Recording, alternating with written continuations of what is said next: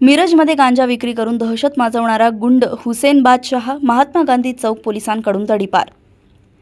वरिष्ठांच्या आदेशाप्रमाणे संदीप शिंदे, सहाय्यक पोलीस निरीक्षक प्रभारी, महात्मा गांधी चौक पोलीस ठाणे मिरज यांनी तात्काळ कारवाई करत नशेच्या पदार्थांचा साठा, विक्री व वितरण करणारे इसमांबाबत माहिती उपलब्ध करून त्यांच्यावर प्रभावी कारवाई करण्यासाठी पोलीस ठाणेकडील डीबी पथकाकडील अधिकारी व अंमलदार यांना सूचित केले होते।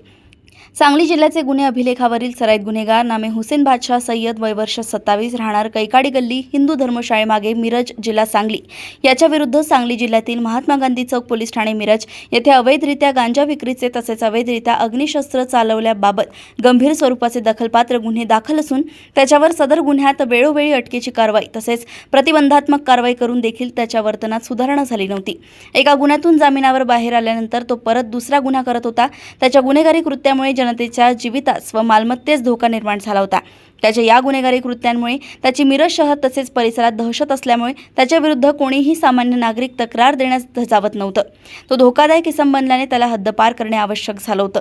सदर सराईत गुन्हेगाराच्या नशेखोरीस तसेच त्याच्या समाजातील दहशतीस आळा घालून त्याचा बिमोड करण्याच्या अनुषंगाने सांगली पोलिसांनी महाराष्ट्र पोलीस कायदा कलम 56 प्रमाणे सांगली जिल्ह्यातून 1 वर्ष कालावधीसाठी हद्दपार करण्याचा आदेश पारित केलाय।